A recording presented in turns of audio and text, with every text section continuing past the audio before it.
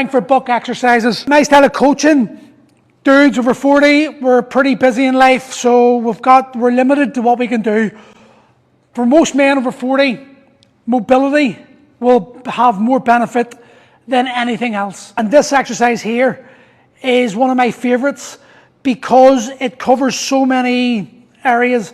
We've got the mobility, we've got the stability factor, we've got the regressible factor. This is called the McGill airplane. Hips square on, you're going to rotate through your hips, end range, come back down, and then stand back up.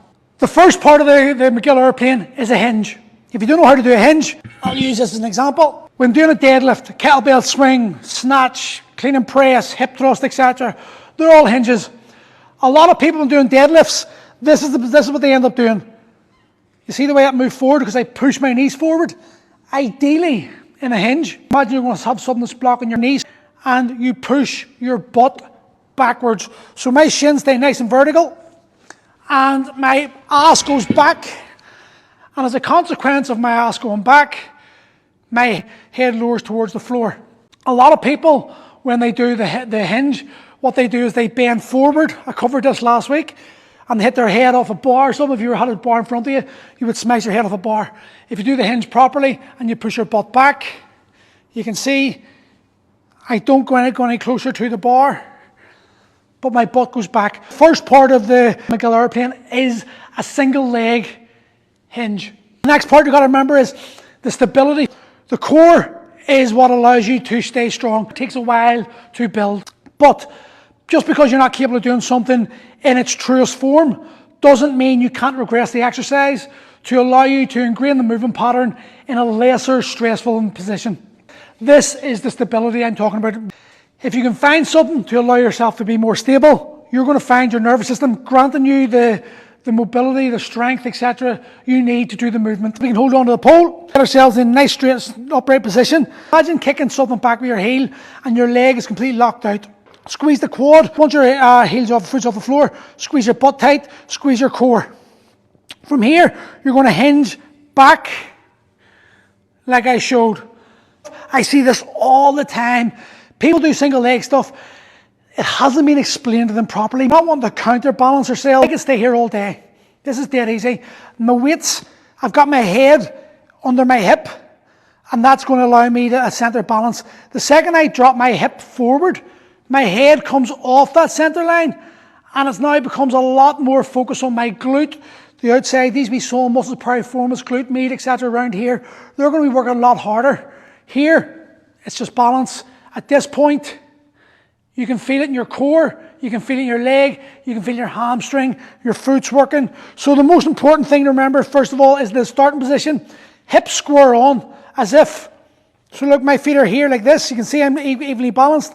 It's now kicking that leg back and trying to minimize any lean towards the balancing leg. We're going to hinge back, and as we hinge, my head's going to go towards the floor.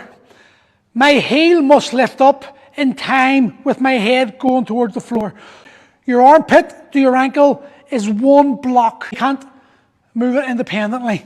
Hinge back, we're going to rotate through the hip, and when we get to the full range, we pause, and then we control ourselves back to the start position, and then we use the balancing leg glute to drive ourselves back into standing position. A lot of people dread this exercise because it exposes just how unstable and how bad the hips are. As we're going round here, what we don't want is this happening. We want to keep it. So if you put your hand here and you push against your knee, you push your knee against your hand, as you rotate through the hip, you want to keep that pressure on and bring it back around. Another way I like to do this would be to put something where I can push against, and that proprioception, that feedback it gives me, doesn't have to be exactly right all the time. Like, you'll feel that, but what it's doing is it's letting you know without having to look that you're either doing it right or that you're coming off it slightly. We're looking for perfection. We're looking for the movement to be as perfect as possible, but we don't beat ourselves up because we can't get it perfect. Rather than pushing on just to feed the ego, pull yourself back, regress it to a point that you know you're capable of doing, and work from that point. Practice makes permanent. People seem to think practice makes perfect. No, perfect practice makes perfect. So if you're going to practice something, the rep range you choose, the weight and resistance you choose, or the assistance you choose is going to determine how well you move your body. And the more you do that with perfect, the idea of being perfect in it, then the easier the movement's going to become as you go over time. If I just repeat the exercise over and over again, but don't really focus on what I'm doing in each individual rep, and instead just focus, right, it's 5 reps, get these 5 done, I'm going to get sloppy, and I'm going to end up making a movement that's really, really good, not really that useful for you, or you're never going to get the full benefit from it. First bit, gripping like crazy. The second bit, the second one I like to do is a couple of fingers, maybe 1 finger, maybe 2 if you need it, into the hole, hinge back, rotate, and just say I get to here and something happens, I can go here, or I can dig my finger in and then let go of it. I come round, and then I come up. Then you can start going with the hands off.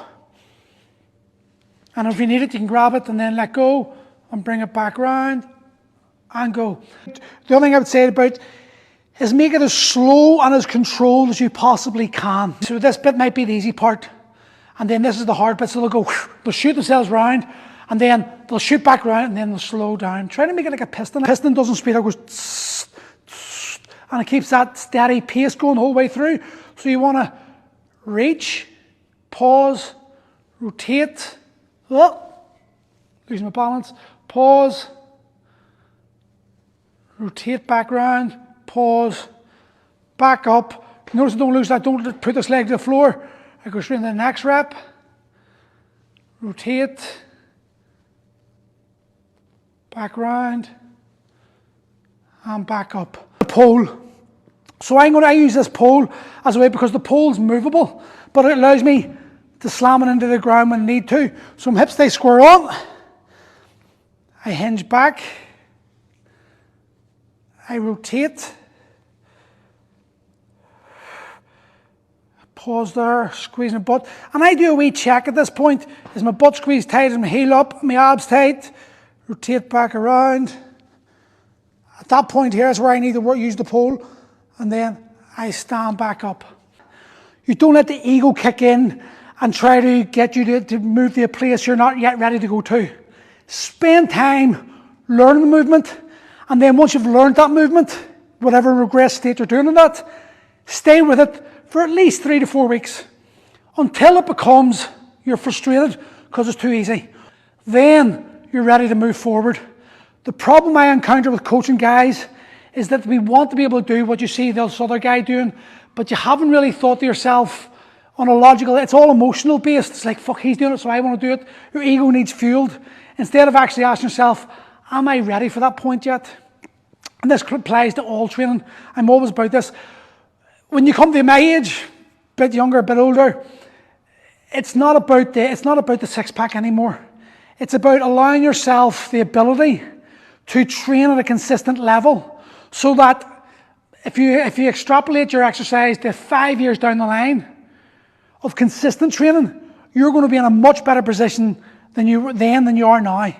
But if you're always starting and stopping, or you're always trying to push yourself further than you're ready for, or you're always trying to compete against someone in the gym because they look better than you, you admire their deadlift or whatever it is, you're always going to be chasing something that you're not ready for, and it's always going to lead to injury, or like you're going to lose the motivation because you're just not where you want to be, and you've actually taken your mind off the fact that you're meant to be focused on where you are. Too many of us live in the past, and as I call old men, used-to-itis. I used to be able to play football, I used to be able to deadlift, I used to be able to grapple, I used to be able to do kettlebells, whatever it is, I used to be able to. So you live in the used-to-itis world, and if you live in used-to-itis, it means you're not focused on the present. And then the other problem is, a lot of men future forecast where they want to be, and they start living there at that point, not realising that they need to be here, focusing on the now, to get themselves where they want to go. Give it a go, let me know how you get on.